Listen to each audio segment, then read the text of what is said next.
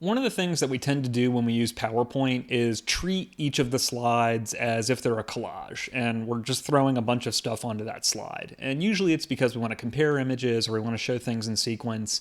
And I think this is generally not a great way to approach putting a slide together because we're not blowing it up. We're not taking advantage of all the space on the screen. And the folks in the back are going to squint, right? They're going to have trouble seeing that these are numbers. They're going to have trouble seeing the little features, the trilobite that you're trying to point out to them. So instead, I like to see pictures like this blown up and shown in sequence or animated on top of each other. The very basic thing you have to keep in mind, of course, is that you want the pictures to be high res. So this one is high res. You can blow it up even more than I'm showing here. This one was a little bit lower res, right? So now we're starting to get some of the stuff. You can see the pixels there. So this was fine when it was maybe a little bit smaller than that. But once we made it bigger, it became problematic. So you do have to take the time to find and take high-res images. The good news now is that our smartphones are all very high-res, right? So it's easy to take those images. If you're showing off what you're working with, it's easy to find them by just doing a high-resolution, big file size Google image search if you're looking for images online.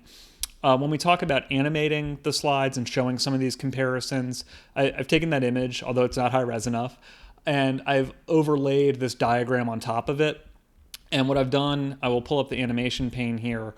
I just did a really simple, this is going to animate dissolve in, right? So you can show the image, then you can bring up the diagram to point out different features here. And, there's a tendency, I think, to avoid animations sometimes because some people have a sense that animations like this can be cheesy. But, if you're using the visual elements of PowerPoint well, the transitions can actually be helpful and they could be a good thing, right? And you can do it in reverse. You can have the diagram go away and then it shows the picture underneath, right? You can play around with this stuff in ways that just help elucidate the visual point that you are trying to make. Again, as opposed to trying to cram too much into a single slide and really not taking advantage of the fact that you have a big projection of your images at your disposal.